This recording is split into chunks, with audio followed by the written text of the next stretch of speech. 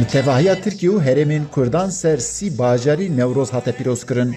Li Enqerê jî taxa Anıtparkê de bi hezaran kes Newroz pîrozkirin. Nûnerên gelek partiyên siyasî, rêxistinên demokratîk û bêtir gel beşdarî Newrozê bûn. Hunermend Mehmet Atlı bi stranê xwe coşa Newrozê bilind kir.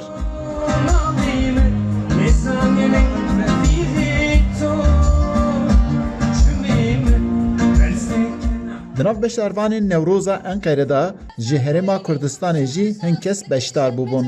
Jivana Muaf Barzanî hestê xwe ji bo dengê Amerîkayê wiha anî ziman. Îro em li bajirê Enqerê ne paytextê welatê Tirkiye em Newroza hemî Kurda li başûr Kurser astê Kurdistana mezin pîroz dikin.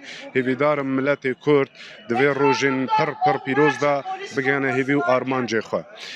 Em bi cejên pêşwazî hatina baharê û keskatiya baharê û welatê xwe dikin.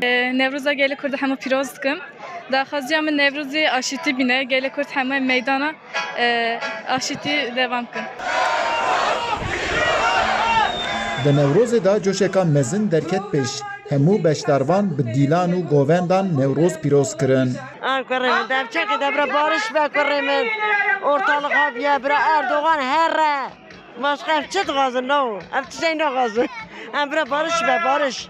Ez cejna gelê Kurdistan ya tevî gela pîroz dikim. Bi rastî gelek xweş e îro cejna li Enqerê vê paytexta Tirkiye.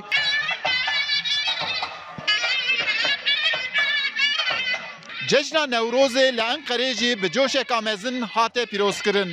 Gel li qada Newrozê dîlan girtin, hefle girtin û bi strana û çêpikan ev roj pîroz kirin.